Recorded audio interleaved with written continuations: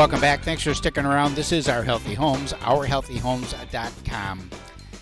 It's young living or assisted living. That's right. You can make your home a healthy home, and it all starts with you. And it begins right now with Dr. Sonia Murray. We're talking about, what are we talking about? Eastern medicine now?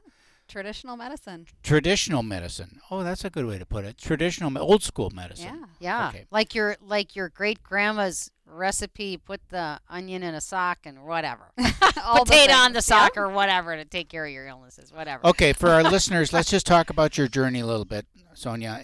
And where did you come from and how did you arrive here? Yeah, so I grew up in a house of nurses. Okay. My mom, my aunt, my grandmother, all nurses. So, just the caregiver role was very natural. Right. Came naturally to me. So you became a nurse. So I became a nurse. Okay. That's just the route, that was the options given to me. Okay. Right, exactly. Yeah, I got my 4-year bachelor's down in Winona. Okay. And I Where? started, sorry, what's that? What school? Winona State University. Yep.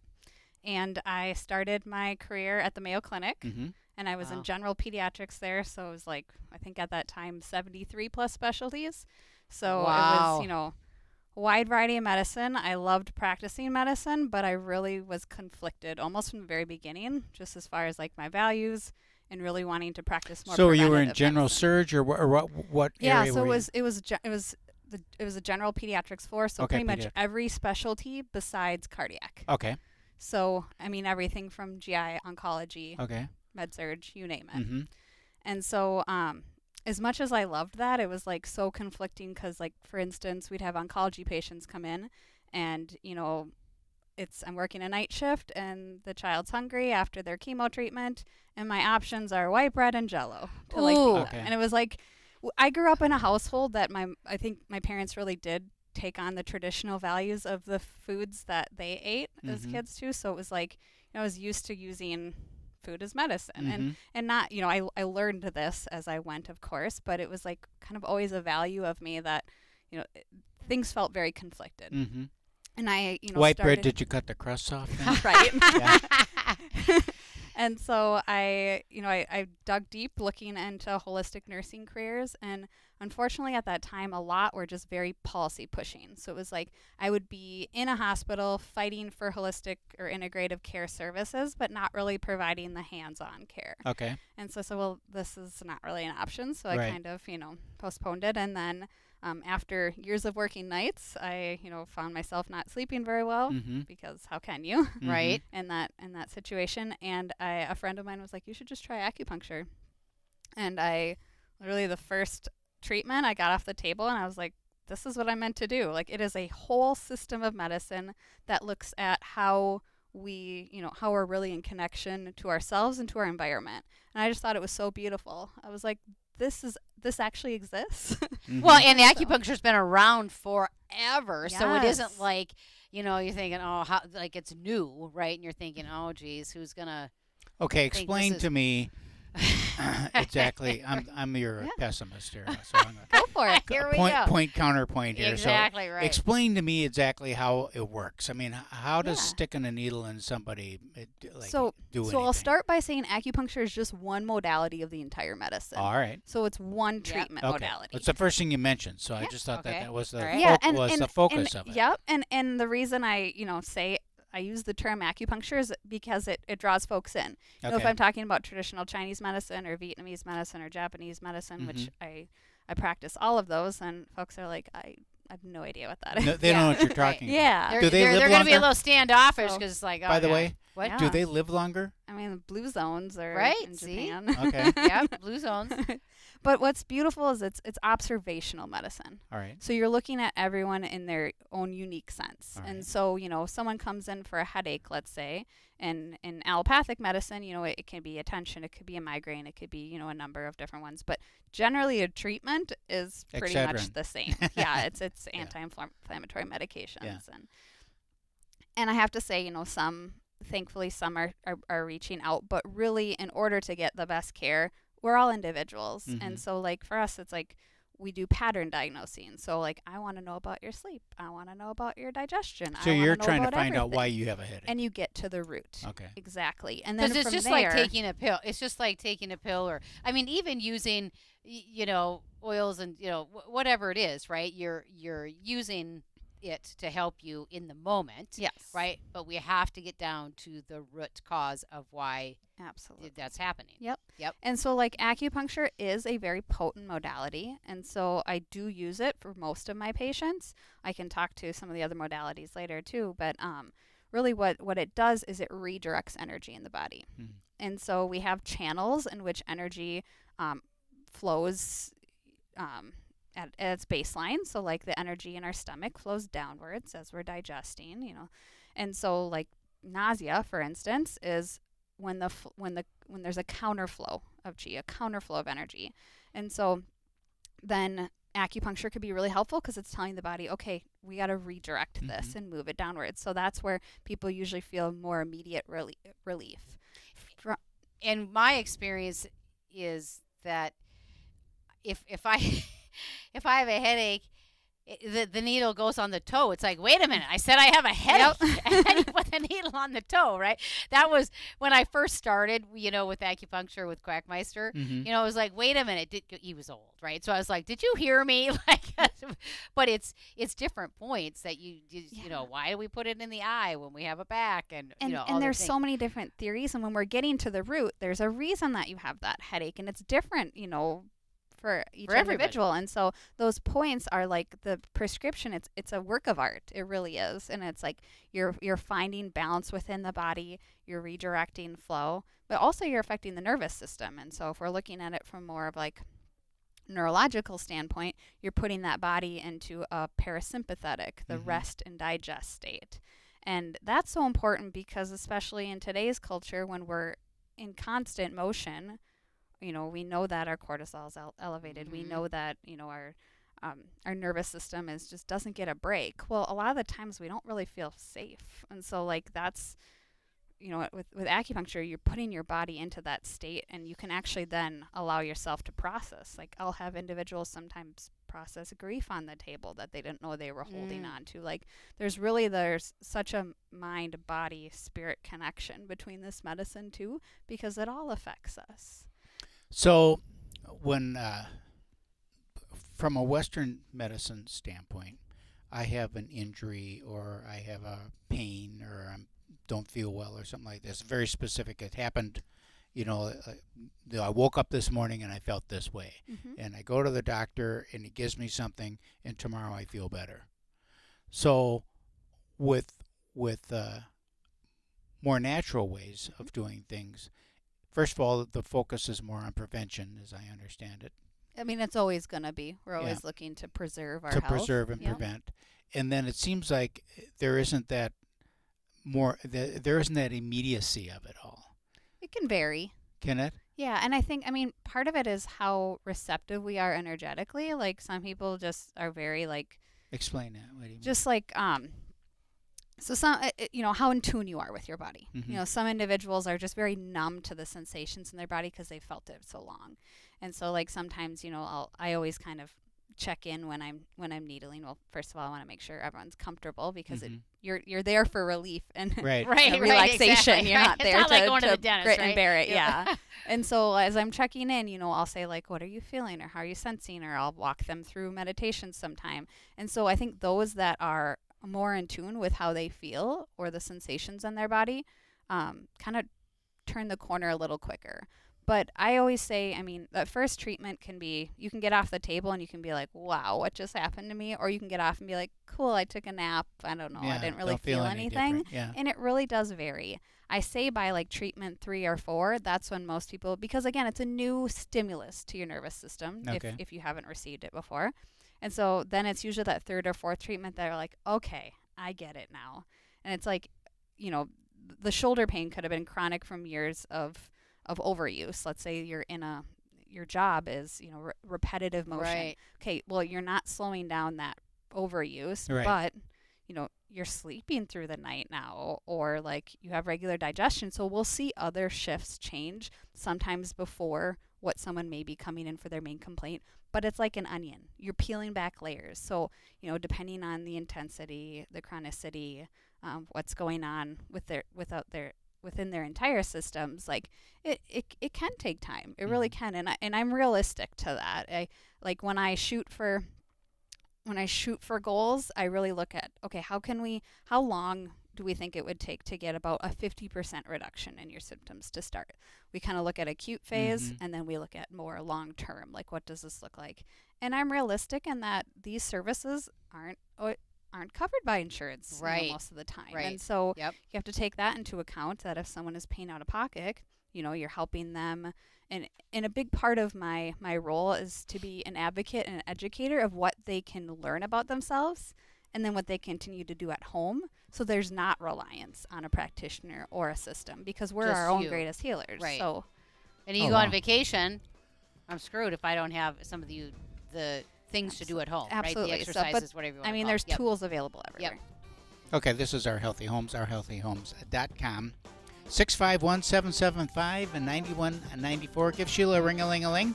She'd be happy to get you pointed in the right direction, Right. to get you all tuned up. We'll be right back.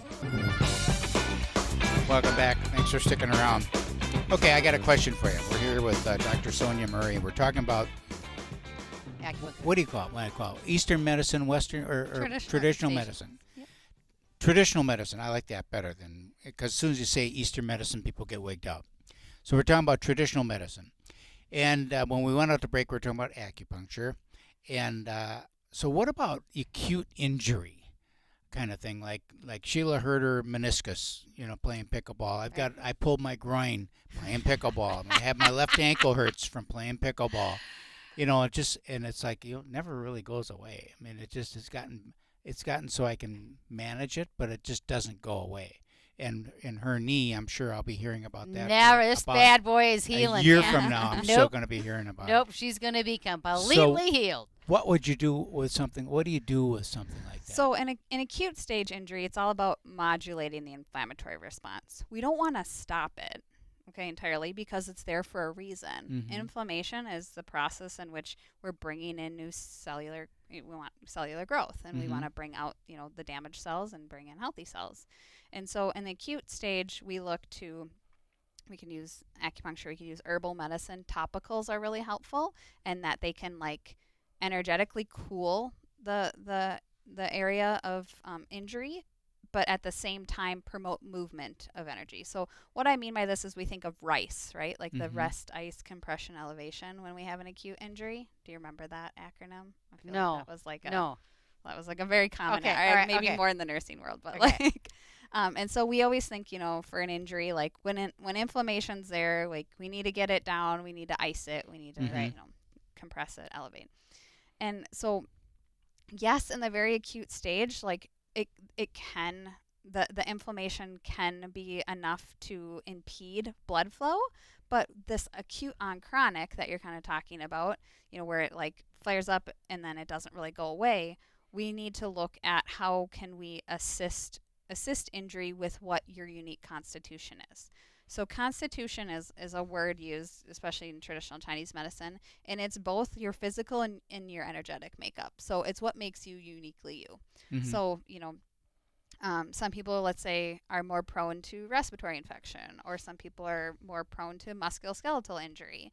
And so we look at that in combination with where your specific injury is and kind of combine treatment modalities there. So there's not really an easy answer to it because it's such an individualized treatment, but we look at things a little differently, and that like really heat and mobility are your friends in Chinese medicine, because the more we ice something, especially something that's chronic, we're vasoconstricting. We're constricting the blood vessels, and we call this stasis in Chinese medicine. We're not allowing for blood to flow in and for things to heal fix it. naturally. I love my heat. Yeah. Yes.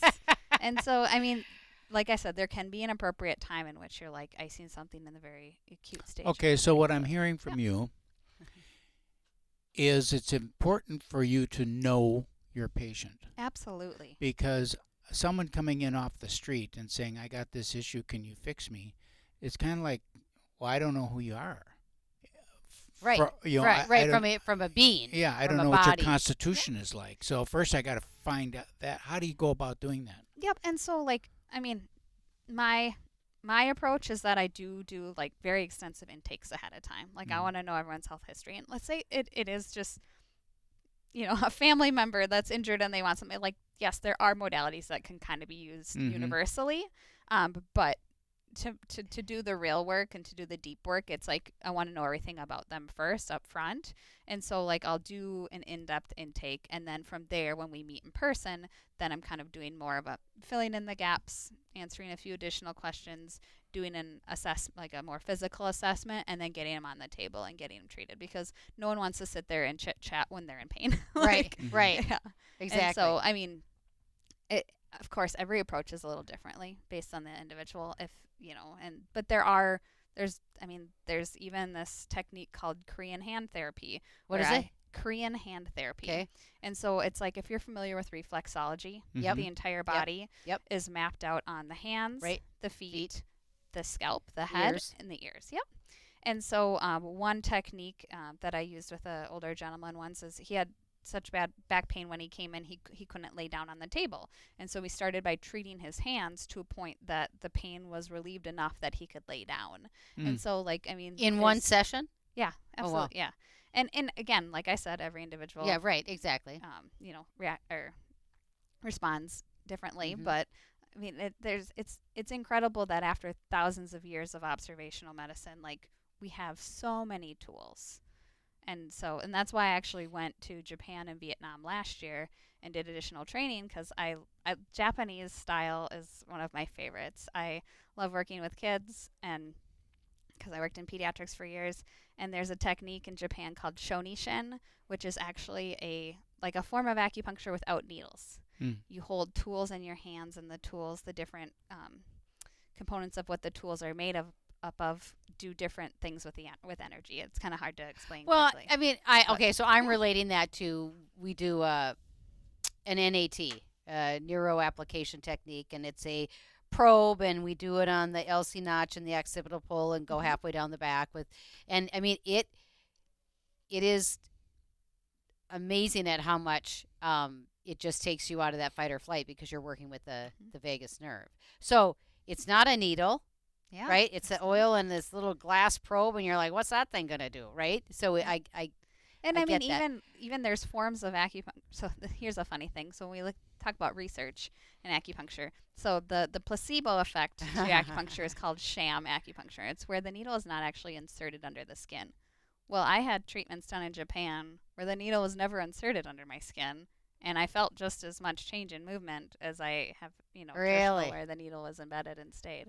Yeah, so I mean, it's an energetic, like, this is an energetic exchange right now. Yep. Like, Yep. this is how I, like, when I use the term chi, I use the term chi rather than energy, because it's not just energy. It's not just our vital energy. Like, chi is the sensation you get in your throat when you get upsetting news, and there's like that lump in your throat, or butterflies in the stomach. Like, Yeah. all When the of police that. officer's going to pull me over, those butterflies, man, they rev up.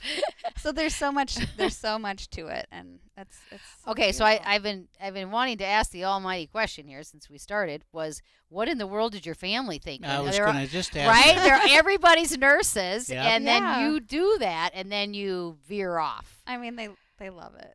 Do they? They do. Yeah, they Did want you to anybody come else over. join You you? coming over Yeah, tonight? right. Well, okay, here's the funny thing. So when I was started practicing acupuncture specifically, my poor husband turns to me Oh, and he says, was a guinea pig. why couldn't you have gone to school for massage?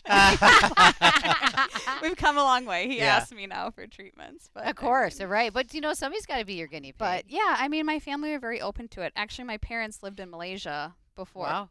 for a few years before I was born, and my dad traveled all over the world in world business and with the military. And so, I mean, he was always open to various modalities. He loved, so food therapy is a big part of traditional medicine. You're Sure. looking at how food, can support you, and Right. using food as or medicine. not. Yeah, Yep, exactly. Or not, right? But in whole food form, Yes, how natural right. foods can support you.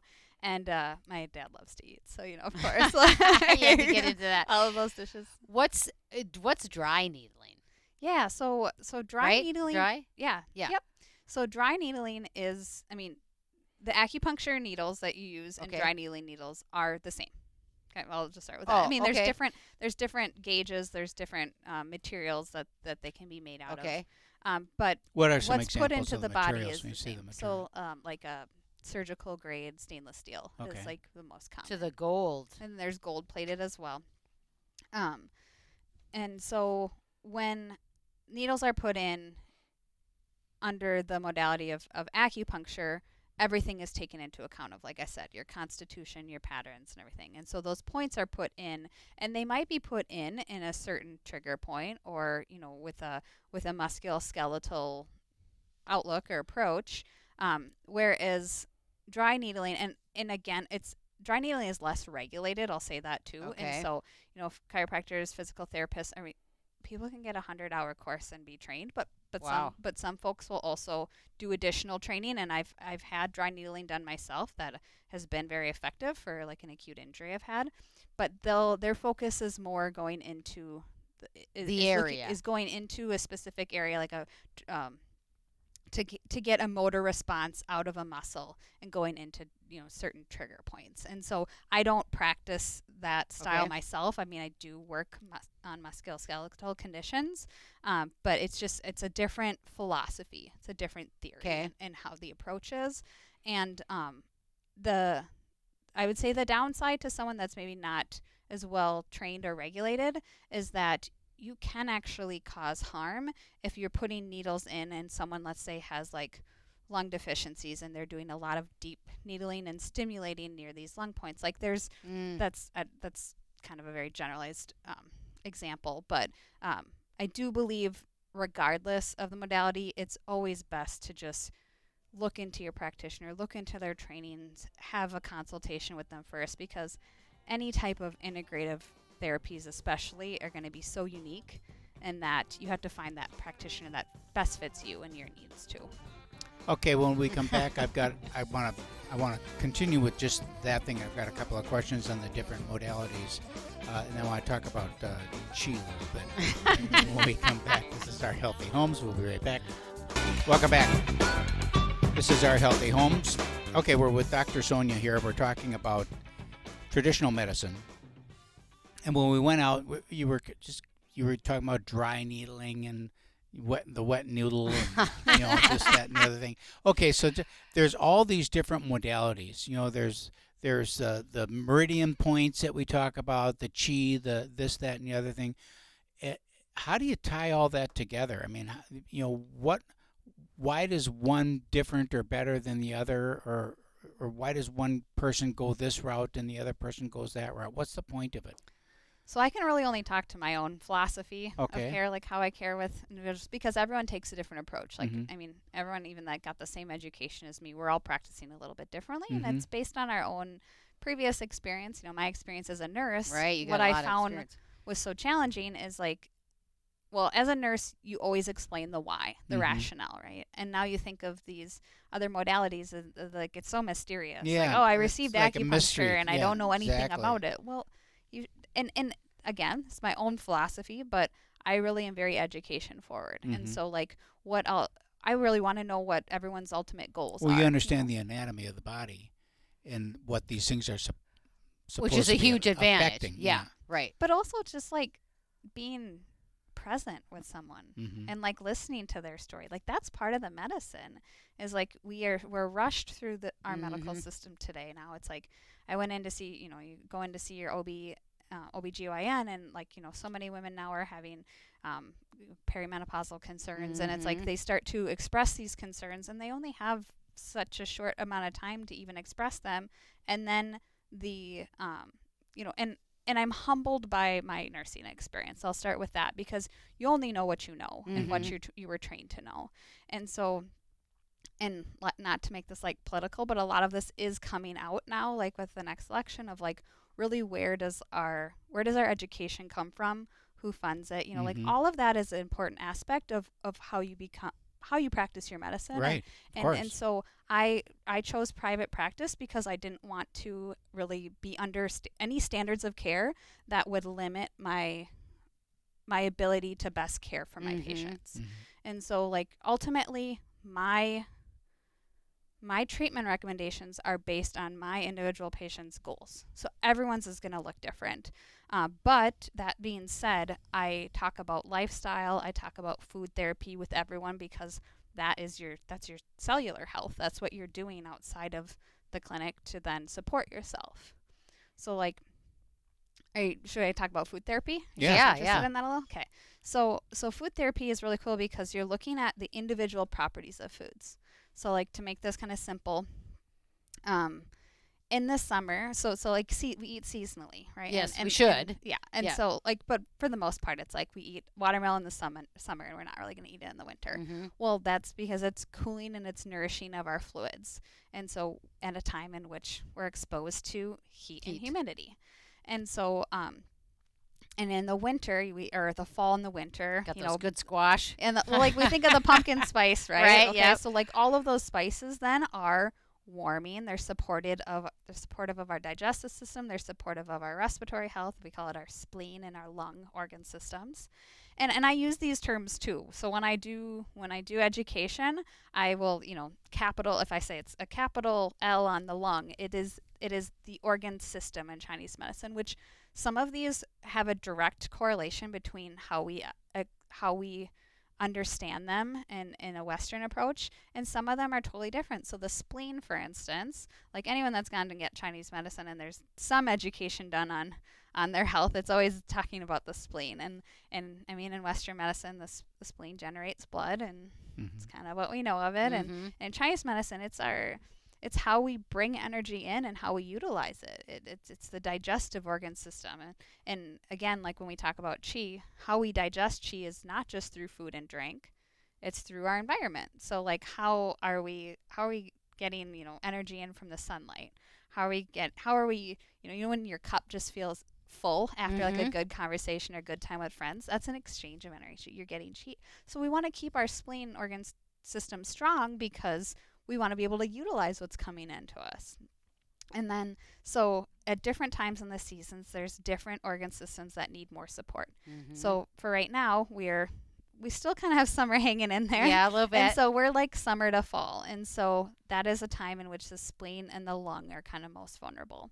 So the foods then that we look to that support them kind of have certain colors or different properties to them, right? that Nutrients, support yeah, that. right. And so like right now, so like, yes, like you said, squash, those root vegetables, even like pears are starting to come in season. Pears are very supportive and moistening to the lung, so they help prevent respiratory illness. So I'll do education in relationship to the seasons and where we're at, and and I always talk about, okay, now we're, the weather's changing, let's consider this. But I'll also talk to someone's unique constitution. So everyone should be eating differently as well, and again, it depends on your goals. So if we're working with someone, again, with like headaches, there are certain foods that are going to help anchor their energy so they're not experiencing those headaches. And then the ones that are going to trigger it. And there's exactly. And so we know that like more sugary, especially ultra processed foods, all of that, how we see it in the inflammatory perspective is also how we see it. We call it like dampness in Chinese medicine, and that is it's a stubborn energy that's challenging to move or transport in the body. Do you do muscle testing? So I don't know, but I'm really interested in it. I know a few providers that do. I never had any training in it, but it's on the list. It's on the list. It's a What good are some thing. of the things that you can do in your house Yeah. that would enhance qi, if you will, or in the environment to make it more suitable to you?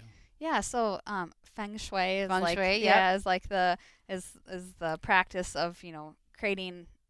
It's a clutter-free home, but it's also organizing things in your home, and so that it helps support your energy. And so like just being in a space in which you don't feel like you're in that sympathetic Well, response where things are really cluttered. So I'm thinking of when you moved, you had your computers, right? Your 3 screens, on that one side, and had the cabinets, it was inside the cabinet type of a thing, and then I don't know why you decided to move it, but you moved it, and you moved it to your wide open desk, and the 3 screens are out. It was right? Like that was your body saying, I'm in this hole of these 3 screens covered with all these cabinets. Like now when you're working there, you've got them wide open and there's, ample sunlight, Yep. just like the more we can immerse ourselves into the environment, the better. I mean, honestly, it's like the best thing you can do for yourself sometimes is like go camping for a weekend. Go and outside. just like go get yourself in nature. And like, I mean, even if it's like a 10-minute break throughout your day in which you're outside just leaning against a tree, like it sounds so ridiculous, but it's so basic. But it's right, so exactly. It's so basic. Keith and I went to this longevity conference, and what was the main takeaway that we came was sleep, eat right, exercise, and get out. Get outside, let the sun shine on you. Community is another huge one too. Okay, so that's been a big problem since COVID, right? And I mean, even the extroverts, I think, are, there's people that are still having a problem like getting out into community and stepping out, and that fear of stepping into that. Have you seen a lot of that? I mean, I think we're kind of at a point now where a lot of people really are like wanting that back. Yeah, but they're having a hard time doing it. They might want it, but they're having a hard time actually physically doing it. And I'm seeing a lot more people like with online communities too, finding their tribe. Like when it is challenging sometimes to meet other individuals that have this outlook on health, because it is counterculture in a lot of ways, because we've been so reductionistic in our view on health for so long now that it can be challenging finding those individuals. So like I do community acupuncture once a month, and what I love is it's bringing like-minded individuals together, and so many times it just like fills my heart to see what does that look staying like? After and talking with each other. So it can look different, depending on the provider. I still like to provide an individualized treatment, so I do an intake ahead of time. So when they show up, I kind of have a point prescription ready to go. But I just, people lay out on like yoga mats, and it's kind of like you're just running around throwing darts at them. And I'm doing they're still getting their points and all, like sometimes include. And then are they quiet during that? Yeah. So, so everybody's quiet. Yeah. So and most people are falling asleep, to be honest. There's well, a few snores doing the yoga thing around the pool. Yeah, right. We did. I did yoga around the pool, and it was not. I mean, it was like basic, right? Like put your legs up and stretch, whatever. But there were a few people that fell asleep. Right? What's your typical client? So varies. I mean, I started very much as a general practitioner just because I wanted to be able to help and see everyone. But now I've kind of niched down to more like women and children. And so I really love supporting women through menstrual health, preconception time, through postpartum. So that's really kind of where my practice is headed. But again, I mean, I still have. Plus, guys won't come in unless they got broken arms. Hey, I have a few that are hooked, that are like that they just see me about monthly now, and like. And what do you do monthly? That's the deal. Is like you get on this thing, and all of a sudden you're going back all the time. You feel because your great, body knows, but you're still going in. Yeah, well, preventative medicine. Okay. That's the thing too. Is like, I mean, I do a lot of coaching, and like the acupuncture is just keeping everything in balance too. And so like, we all need support because we're all experiencing different stressors every day. You could have a really rough drive into work, and like that could set you off, and then you could have rough sleep for the next few days. Like we're not, we're not disconnected from our environment around us. So, we all need support in different ways, but it looks differently for everyone too. This is awesome. I think it's we'll awesome. We'll have acupuncture around the pool coming up. There you go. that one you're gonna come. All right. Yeah. You're going to be the first guinea pig. We're out of time. We'll see you next week. But when he calls me sugar, I love that man with all my might.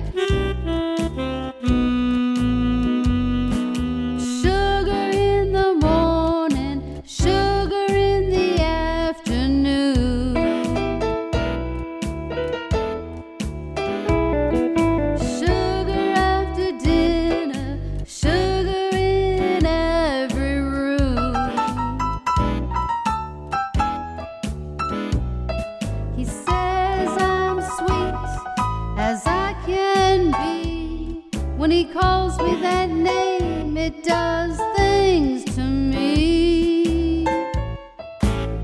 I tell him, honey, you can call me sugar.